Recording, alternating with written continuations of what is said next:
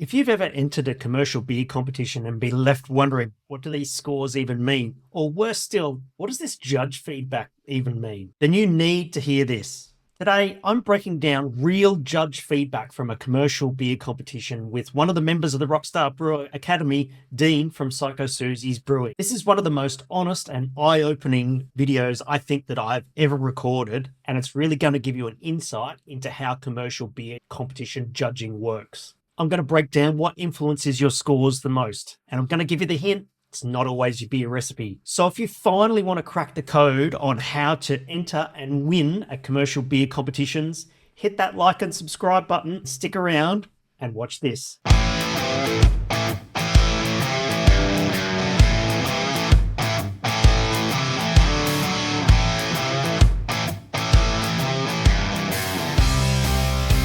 G'day brewers, welcome to the Quality Focused Pro Brewers podcast. My name is Hendo and I am a pro brewer coach from the Rockstar Brewer Academy. Today, a very special episode of the Quality Focused Pro Brewers podcast because for the first time, I've actually got a member of the Rockstar Brewer Academy here with me today, and we're going to talk about commercial beer competitions and the judge feedback. And we're actually going to go through some judge feedback from a recent competition here in my hometown of Brisbane, Australia.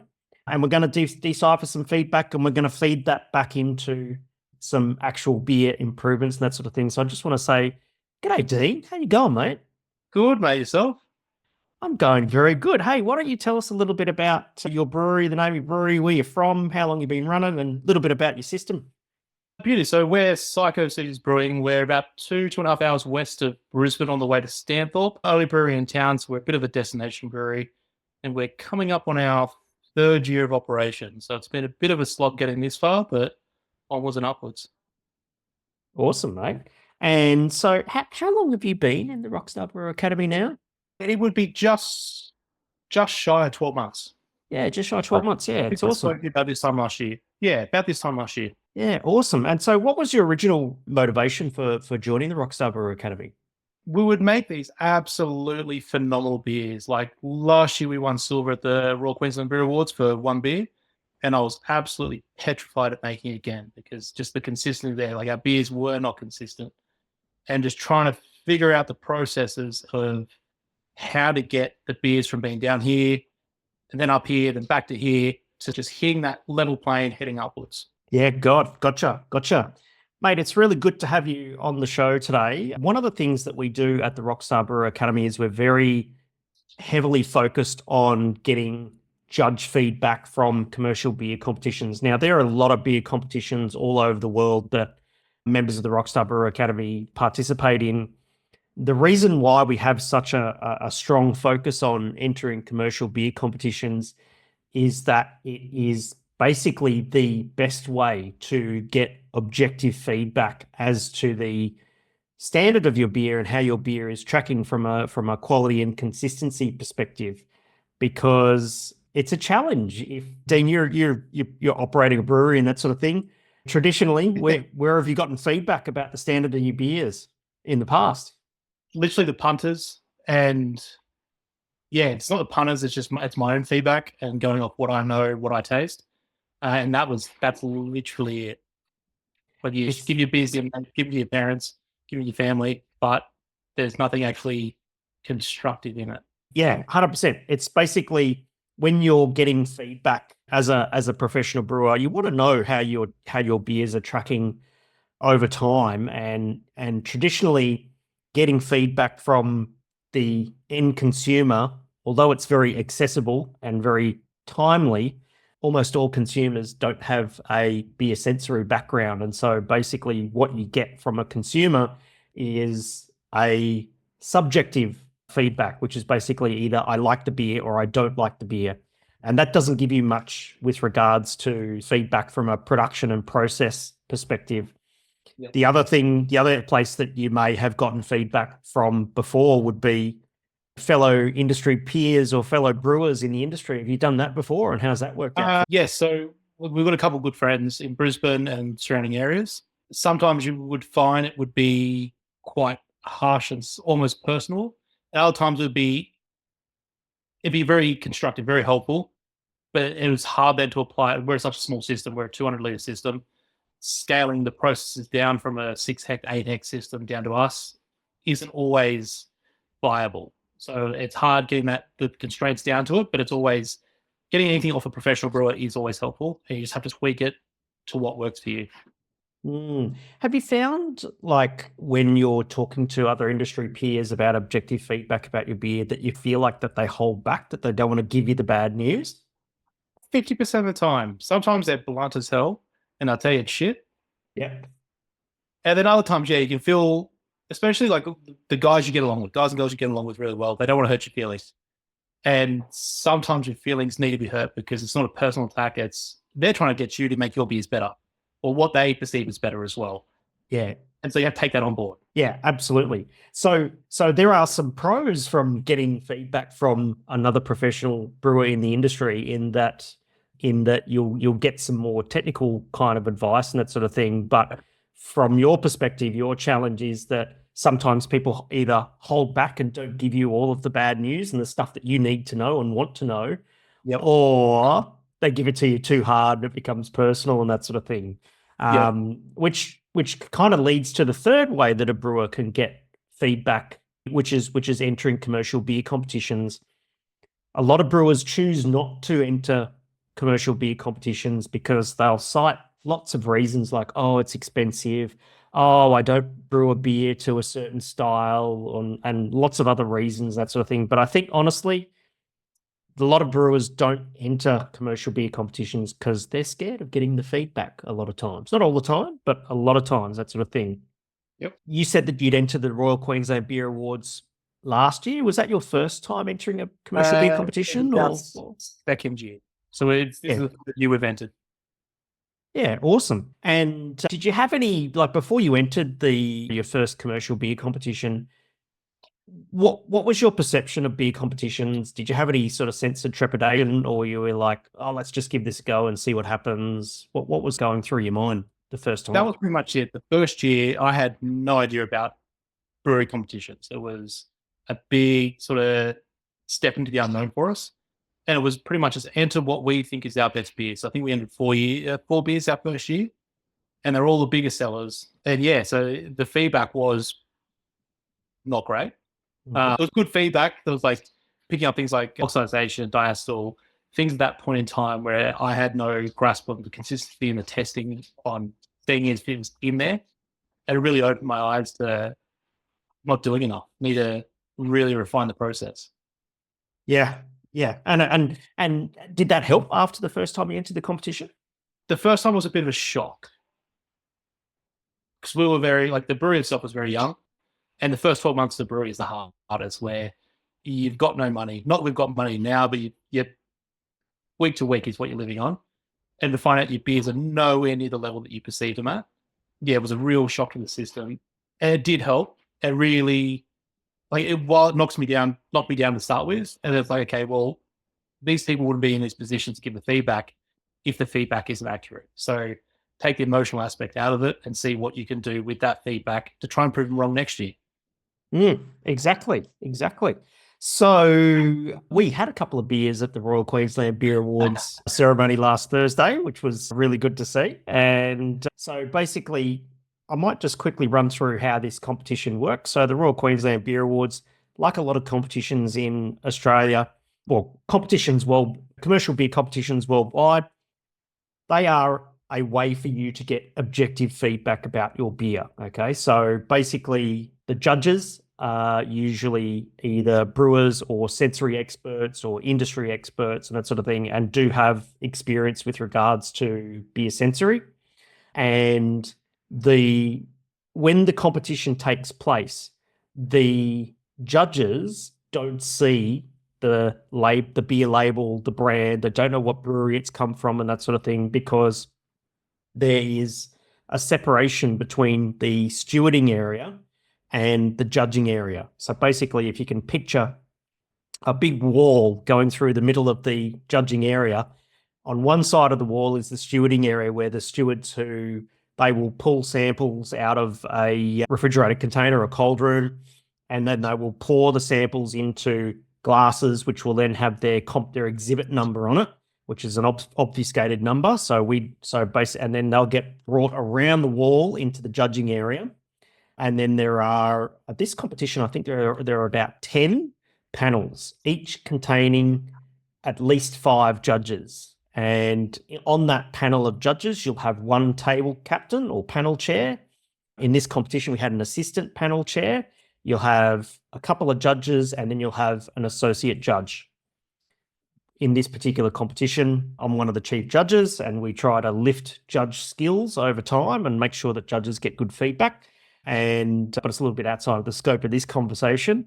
So basically what happens is from the perspective of a judge, they basically see a glass of beer, and then they have next to them a booklet containing all of the beer style guidelines.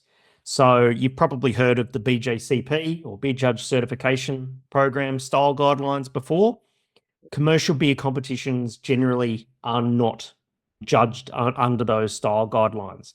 Instead, they get judged under the Brewers Association style guidelines, which is basically a different set of style guidelines. Now, don't get me wrong, there are some commercial beer competitions around the world that are judged under BJCP, and that's totally fine. Competitions like the World Beer Cup and that sort of thing are usually judged under, and Australian International Beer Awards, etc., are judged under the Brewers Association or BA style guidelines. And I find those style guidelines to be more rote, as in they're just basically, instead of a big flowery description of the history of the style and that sort of thing as you'll find under the BJCP style guidelines, you'll just get hop aroma is medium and will be citrus or pine or something like that, right? So it's much less flowery and that sort of thing.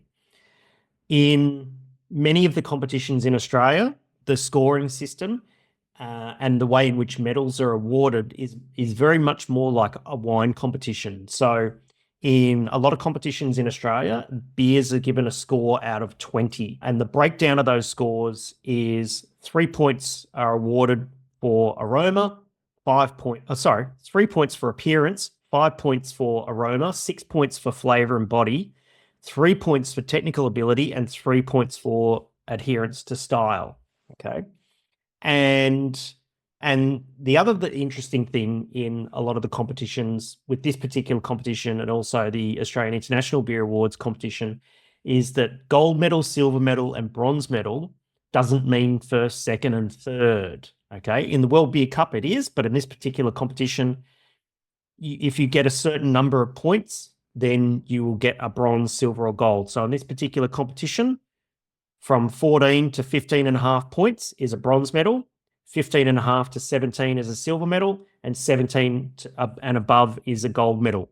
And what that basically means is that in this particular competition, there can be several gold medals or none. There can be several silver medals or none. And there can be several bronze medals or none. Okay? And that's how the competitions basically work. And then what happens is, okay, so now we need to determine who's the best of the best.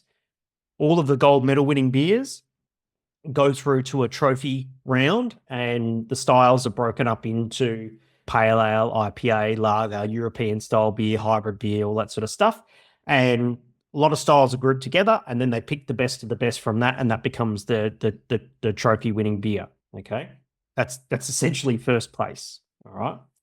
Beers are judged against the BA style guidelines. So if you're a brewer and you've never entered a commercial beer competition before, you got to make sure you put your beer into the right style class, and don't let your marketing department do it, because they will fuck it up.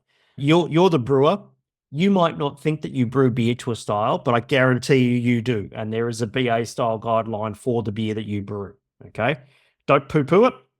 There is a style. It exists. Okay. Even if it's a freestyle style, they exist as well. All right.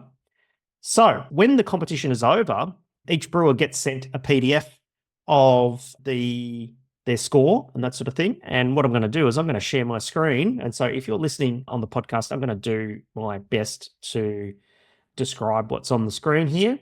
And we will basically do our best to describe everything that's going on. Now, you can see that on your screen there, can't you, Dean? Yep.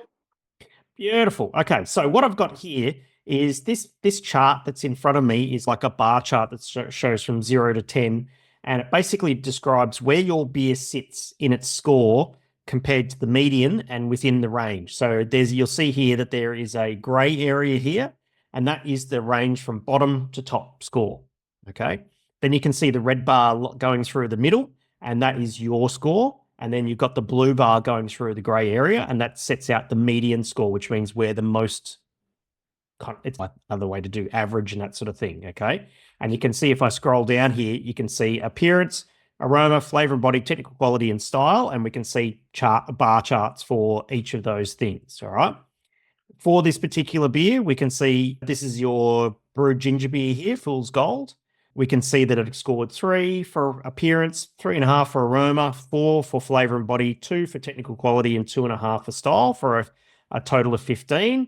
Being 15, that's a bronze medal because it's between 14 and 15.5.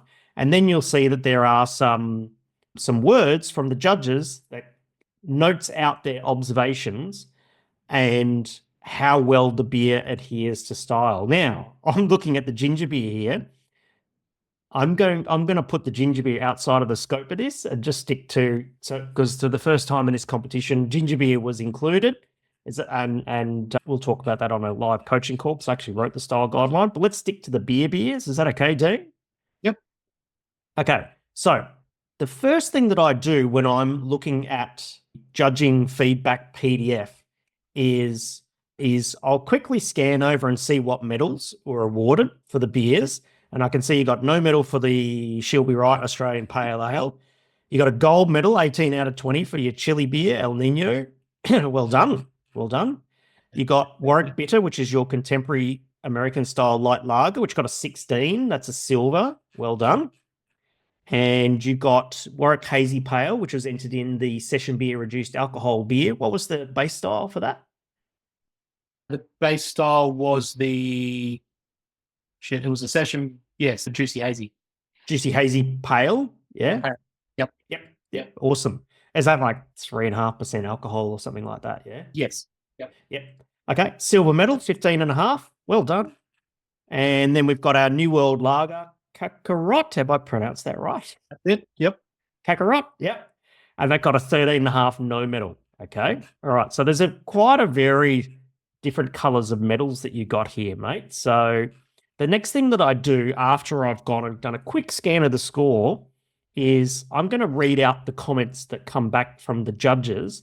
And what we're going to look for is commonalities across the different beers. The reason that you want to do that is that it helps you to determine if there's something wrong with your process in some way. So, for example, the really common ones that you'll find are oxidation. So if you see the judges say in all of your beers oxidation, clearly there's an oxygen ingress issue in your brewery that needs to be addressed, okay? Some of the other common things that you find, we had a live coaching call earlier this week, and we had one of the brewers on that call, and all of his beers were noted as being astringent bitterness, a harsh bitterness, okay? And so we had a look at that. Turned out it was a bit of a tweak with water chemistry and bittering hop selection. All good. So what I'm going to do is I'm going to read out the judge comments from each of your beers, see if we can't pick out some commonalities, and then finally what we'll do is we'll drill down and we'll make some comments and some suggestions around how to improve each of these beers. Sound like a plan? Sounds good. All right. So first beer we got here is the Chilli Right Australian Style Pale Ale. So, and I'll actually bring up the style guidelines as well if we need it. So we've got here, color and clarity is good, but head retention is low. Diacetyl is too high for style and overpowers any hop characteristics. Beer is tired and shows signs of oxidation. Bitterness level is okay, but edging on astringent. Okay. All right. So we've got some diacetyl, we've got some oxidation and some bitterness, astringency. All right. Let's have a look at the next one. That's your El Nino, the chili pepper beer. The judges' comments were, this is an 18 out of 20. Great deep red color with off-white head. Roast malt dominates the aroma with a hint of chocolate. Building warmth on the palate is not overpowering. Beer is a bit thin for style. Chili is well integrated. What was the base style for this beer? That was a robust porter. So it's a chili robust porter, basically, yeah? Yep. Okay, cool. So the first thing I noticed there is there's nothing in that comment that related to diacetyl or oxidation or anything like that. Okay, so that's good. Okay, so the next one is contemporary style American light lager, Warwick bitter, and that got a silver, 16. The judges' comments were nice color and foam, but chill haze present. Good head retention with a cloying lace to the glass. Esters are present on the nose, as is sulfur. Light mouthfeel with a subtle malt corn sweetness. Dry finish with low bitterness. Well done, mate. And I've got an idea as to what's going on there. Brilliant. And the last one here is the Warwick Hazy Pale, which is a 3.5% hazy pale ale, basically. 15.5 out of 20, so that's a silver medal. Good color, haze and foam retention, a burnt or stewed hop character reminiscent of over dry hopping or sitting on hops for too long. Balance is good for a reduced alcohol hazy with a fully fluffy texture and no hop burn. A little one-dimensional, lacking strong juicy character. All right. So again, the good thing is here is we don't have, from the first beer, we don't have the astringent bitterness or VDK or anything like that. Let's have a look at the last one. 5AA New World Lager, Kakarot, 13.5. So this is no metal, okay? Persistent chill haze, low head retention, very subtle champagne-like aroma, prominent DMS and acetaldehyde. Very unbalanced flavor. Residual sweetness is too high. Malt disguises any New World hop character. End is cloying. So cloying meaning really, really sweet. Okay. All right. So that's basically all of the judge comments. Now, the good news is, Dean, is that there's not really any commonality there, which is good. That if I look at commonalities from the positive perspective, for most of your beers, they all say that you've got great head retention, good foam, and you got to take that win, mate, which is really good to hear. Okay. So whatever you're doing with regards to your foam and your head retention, amazing. All right. So now what we'll do is we'll drill into the specifics, right? Because there's no commonalities, can't say to Dean, oh, you need to have a look at your packaging process or anything like that, because all the beers are coming out a little bit different and that sort of thing. Okay. So let's start here with this Australian style pale ale. Okay. So we've got 3 out of 3 for appearance, 3 out of 5 for aroma, 3.5 out of 6 for flavor, 2 for technical quality, 2 for style for a 13.5, which is no metal. Okay. Now, having a look at the judges' notes here, color and clarity is good, but head retention is low diacetyl and too high for style. So if I have a look at I know that the Australian style pale ale style guideline says that a small amount of diacetyl is present. Okay. However, in this case, it would probably be too high for the style. Okay. And also the judges noted that the beer is tired and shows signs of oxidation.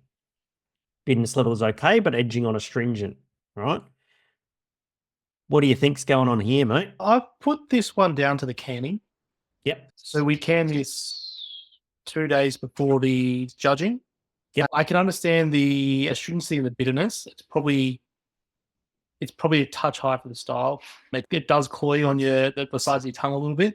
Yep. And it's a brand new batch. So the tiring oxidization, we're pretty good with that kind of stuff. And so that's the feedback I was looking for. Is I think so we use the benchtop canner, purging the cans with CO2. Yes. And I think maybe I've made a mistake somewhere in the process of doing that one. Because it's a very bright flavors to the beer. Yeah, considering that you packaged this beer 2 days before you sent it to the competition, and it's showing signs of oxidation within a week of it arriving, that basically shows that there are some issues there with oxygen ingress around your canning process, which would be something that you'd want to take a look at. Now, you're a small brewery, obviously you don't own like a C box or anything like that, but one of the things that you would probably review is how you purge your cans, for instance, how long the can sits open before the lid or the cover goes on and the can gets seamed, what the foam on the can looks like before the lid goes on. What you want when you're canning beer is you want the nice muffin top foam on top of the beer before you can it. If you see big bubbles on top of the foam, 9 times out of 10, that's going to be air in those bubbles. Then when you put the lid on, it's going to keep that air inside the can, right? Now, when you ingress oxygen into beer to speak to the diacetyl, is that what is probably happening is that you have some residual diacetyl precursor, the alpha acetyl lactate or AAL, in the beer when it gets packaged. And when oxygen is introduced, you've got the AAL, which goes through the oxidative decarboxylation into diacetyl. Okay. Oxidative decarboxylation is you pick up an oxygen and you drop a CO2 from AAL, and that's what turns it into diacetyl, right? So the oxygen is causing the diacetyl. Now, what you might want to consider is, are you using the ALDC enzyme at all in your brewery? No, we've just switched to AEB stuff. What's it called? As in yeast-wise, AY4 yeast or something like that? Yep. Okay.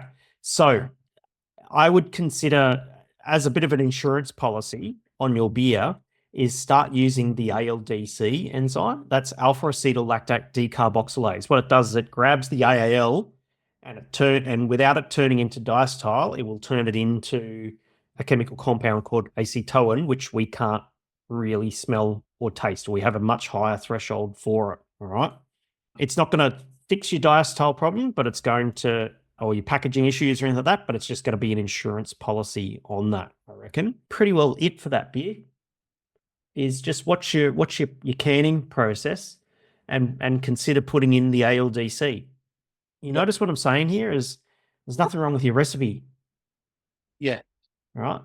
The only thing that's noted here is process, and you're half a point from a bronze medal for this beer. And so if you just made those two little tweaks to your process for that beer, it's going to score higher. That's it. Right. And you'd go enter it again and see what happens, basically. Not a bad effort, mate. I wouldn't stress too much for that. The thing is, you got to put this into consideration. You got 13.5. You're half a point from a bronze medal and you're 2 points from a silver medal. It's not much. So this is a really good one. Let's have a look at the next one.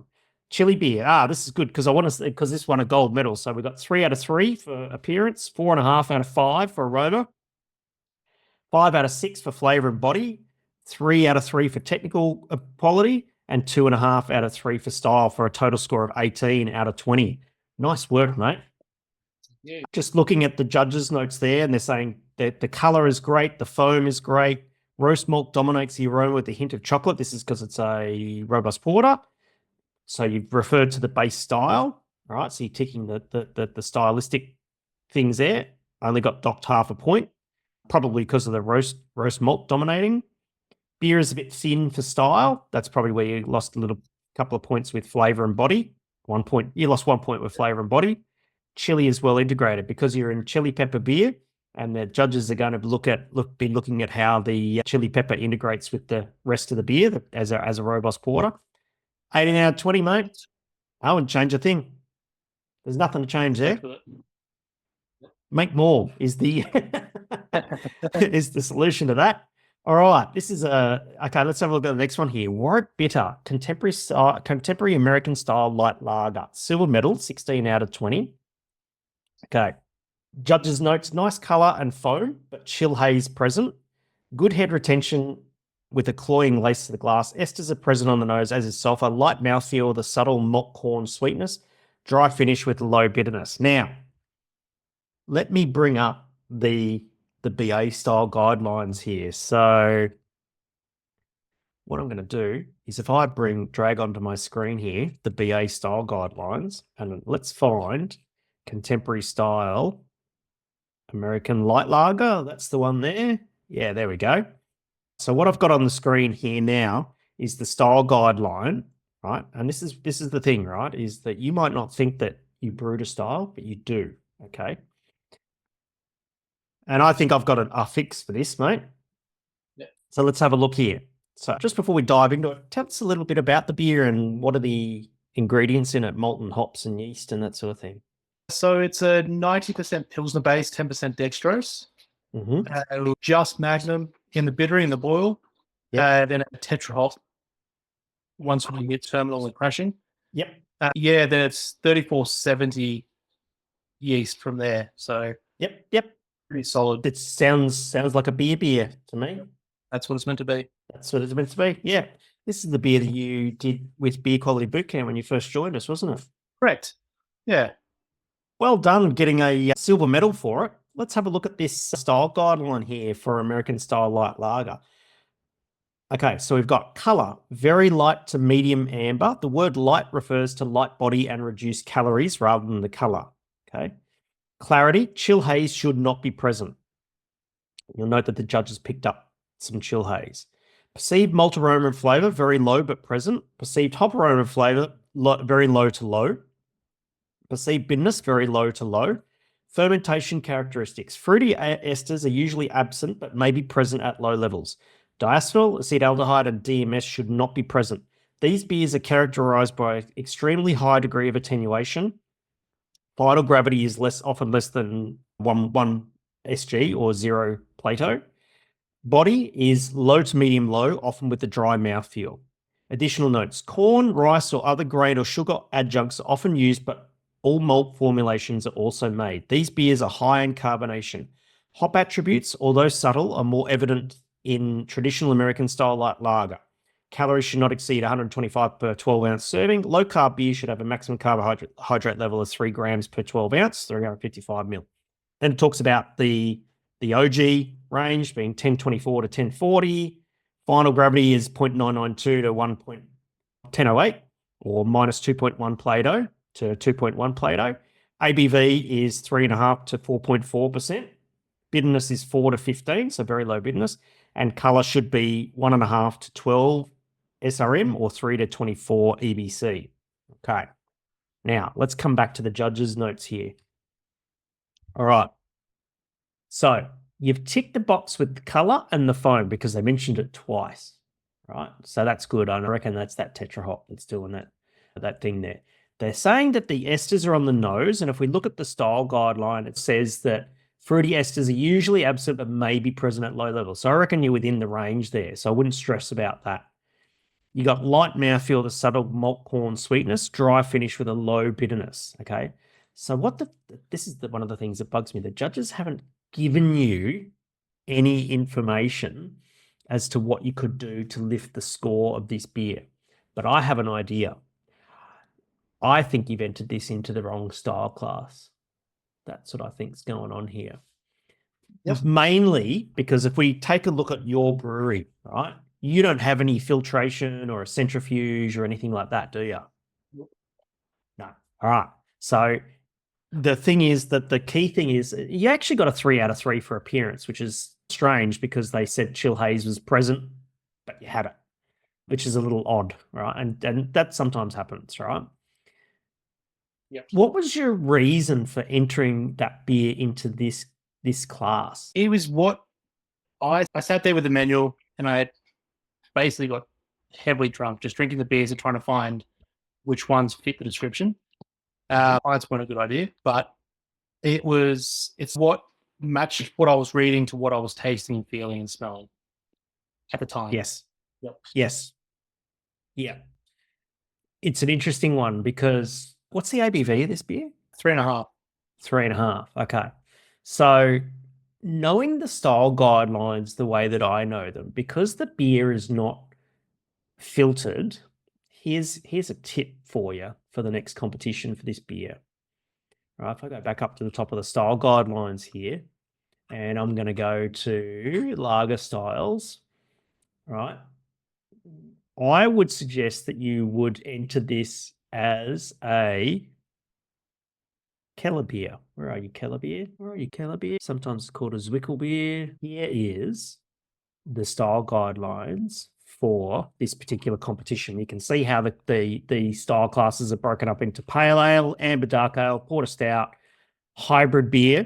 Now you'll see that there's Kellerbier or Zwickelbier ale, and you'll see under lager there will be Kellerbier, Zwickelbier lager, okay, which is class, in this competition, it's class 5I, right? Let's go have a look at it. This is why I think this beer should go into that. 5I, 5J, 5H, 5I, here we go. Kellerbier, Zwickelbier lager. Color varies depending upon the underlying German lager style. Clarity can be slightly hazy to moderately cloudy. A small amount of yeast haze is acceptable and traditional. These beers must be unfiltered but may become clear with age. May exhibit poor head retention, right? Malt aroma and flavour varies depending on the underlying German lager style. Hop aroma and flavour varies depending on the underlying style. Dry hop beers are acceptable. Bitterness depends on the underlying style. Fermentation characteristics. Low to medium levels of sulfur should be apparent. Low levels of acetaldehyde or other volatiles normally scrubbed during fermentation may or may not be apparent in flavour and aroma. Subtle or low fruity estery aromas and flavours may be apparent. Diacetyl should be absent. Kellerbier lagers have low to medium carbonation. Body varies depending upon underlying style, right? Additional notes, okay? Kellerbier lagers are unfiltered lagered versions of German lager beer styles such as Munich Helles, Dunkel, Dortmunder Export, Bohemian Pilsner, and German Pilsner. Sulfur and acetaldehyde should enhance the flavour of these beers. These unfiltered beers are packaged and served with low to moderate amounts of yeast. Contemporary versions may also be filtered and dosed with yeast during packaging. Okay, and you'll see all of the OG and final gravity and stuff that says varies with style. When you enter a beer in this class, you have to specify what's called a base style, right? For an underlying style, sometimes it's called. Okay, and the really good thing about this particular style for you is that you don't have filtration in your brewery, okay? This gives you a leave pass for that, okay? And not only that, it also gives you a leave pass for lots of different things. So for example, the haze, which was noted by the judges, it says that it's now acceptable, okay? So it gives you a leave pass for haze. Then it says low to medium levels of sulfur should be apparent. Well, in your feedback, it said esters are present on those, as is sulfur. Okay, so now you've got a leave pass for that. All right. And then it says low levels of acetaldehyde. That wasn't picked up there. Okay, so it's giving you a leave pass for so many different things. Kellerbier gives you a leave pass for pour foam, haze, sulfur, esters, acetaldehyde. All right. And all of a sudden, all of those things that were in American style contemporary light lager are now okay. All right. Now, the question is though, what's the base style that we would put that in? So we've got to find a German style where that beer would go. And I'm going to say it could be German style light beer. Okay, let's have a look at this one. Color straw to pale. Clarity should be clear. We don't need to worry about that. Malt aroma and flavour is low to medium. Would your beer tick that box? Yep. Hop aroma and flavour, low to medium. Well, you've only got a bittering addition. Ticks that box. All right. Bitterness, medium. I think you'd be okay there. Fermentation characteristics, fruity estery and diacetyl aromas should not be present. You're okay there because you get a leave pass as a Kellerbier. Very low levels of sulfur-related compounds are acceptable. Body, very low. That's you. Yep. That's that beer. Okay. I would say, if we go back to the PDF, you got a 16 for that. You did very well. Right? Yep. And again, I don't think you need to change this beer. Right? Nothing wrong with the recipe. However, if next time you put it into competition, put it in as a Kellerbier lager with the base style German style light beer. Sorry, my German's terrible. And see what happens. It may do better because you get a lead pass for all those things that you're just because of the fact that you don't have filtration in your brewery. Does that make sense? Yep. Perfect. Cool. Let's have a look at the next one. Right. Warwick Hazy Pale, session beer, reduced beer. So this required a base style, which was juicy hazy pale ale. Is that right? Yep. Silver medal. Okay. So let's have a look at these judge notes. So you got 3 out of 3 for appearance, 3.5 out of 5 for aroma, 4.5 out of 6 for flavor, 2 out of 3 for technical, 2.5 out of 3 for style. Okay, so they dinged some points on the technical quality. Good color, haze, and foam retention. A burnt or stewed hop character reminiscent of overhot, dry hopping, or sitting on hops for too long. Balance is good for a reduced alcohol hazy with a fully fluffy texture and no hop burn. Excellent. A little one-dimensional, lacking strong, juicy character. All right. Now, if you have a look at the red line here, you're doing okay, right? You've already got a silver medal. We only need to get from 15.5 to 17 to get a gold medal. It's only 1.5 points, right? Yep. What do you think might be going on here? I know I left it on the hops for way too long. And the judges picked up on that. Yeah. And as soon as I read it, I was like, yep, it was a holiday and then I was sick. So I was on hops for probably 5 days too long. Okay. Too long. That's really interesting because I actually encourage judges not to comment on process, but if they specifically pick that up, well done. Yep. Yep. That's pretty much, that's it. That's fascinating. The thing is, right, is that this is a reduced alcohol beer, okay? Yep. And so when a judge evaluates a beer on the basis of it being reduced alcohol, they got to give it a little bit of leeway. You're not going to get the same amount of flavor and aroma and all that sort of stuff as you would with a full strength version of the same style of beer, and which is probably why you scored that well, right, mate? I think that's it. Is the dry hop time? Yeah. Yep. That's it. The beer looks the biz, and they're telling you that. They're giving you a 3 out of 3. They're telling you that it's been dry hop for too long. That's a really good pick up there. I wouldn't stress about the one-dimensional. That's a little bit subjective. It's a little bit of opinion slipping in there from the judges. But if I was judging that and it didn't have a strong juicy character, again, I'd refer back to the fact that it's a reduced alcohol beer. It's not going to be the same as the full strength version of that same style. And so I'd actually take that comment with a grain of salt. And so again, mate, no recipe change required here. It's just this. It just you got sick. Getting stopped in the brewery. That's not your fault, mate. And you still walked away with a silver medal. Right. This is a gold medal potential winning beer here. Yep. Which is really, really good to hear. Right. Don't change it and try again. That's it. Now this one's really interesting. New World Lager. Okay, so 13.5 out of 20, so no medal. Persistent chill haze, low head retention, very subtle champagne-like aroma, prominent DMS and acetaldehyde, very unbalanced flavour. Residual sweetness is too high. Malt disguises any New World hop character. Ending is cloying. Cloying is a word that they use for sweet. What do you reckon happened here, mate? I definitely entered in the wrong category. It was only once I really got the feedback, and every time we enter, I get more understanding of the categories and how they're judged. So it's definitely not a New World Lager. Tell us a little bit about what's in it, molten hops and yeast and that sort of thing. So it's basically just a fuller strength version of Warwick bitter, switching out the dextrose for flaked rice. Okay. So it was my sort of jab at like an Asahi. There's no hop aroma in it. It's just Magnum and Tetra hop. We had issues with the glycol. We were doing the glycol upgrade at the time. So the temperatures were all over the shop for about a week, which is when this was the 10. Yep. Yeah, I entered because it's one of our biggest sellers. It's a full strength lager in Queensland. And I like it, but then I don't like it, but then I come back to liking it again. So I really want to enter it to see what the feedback was on it. And so I want to make it again and see if I need to make adjustments with either the hopping or even the yeast. Like it's 3470, but we're switching to the AEB with a 30 plus and Fern plus, right? Yep. And take it from there. I wonder if I could find it a homer, because I think the two things that sort of stand out for me with this beer is I would agree with you. It's probably, from the way you've described that recipe, it's probably not the right style that you've entered that into. Yep. Okay.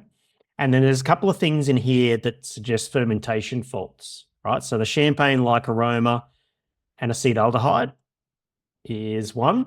And the DMS, that's obviously, yes, according to Charlie Bamforth, you can get DMS from fermentation, but mostly DMS comes from malt, and that might be something around your boil time, the vigor of the boil, the length of the boil, or the pH of the wort during the boil. And that would probably just require a bit of a review of your batch notes to see what's going on there. And that's a thing that's easy fixed, DMS. Yep. And some fermentation faults there as well. All right. Yep. So acetaldehyde is basically incomplete fermentation.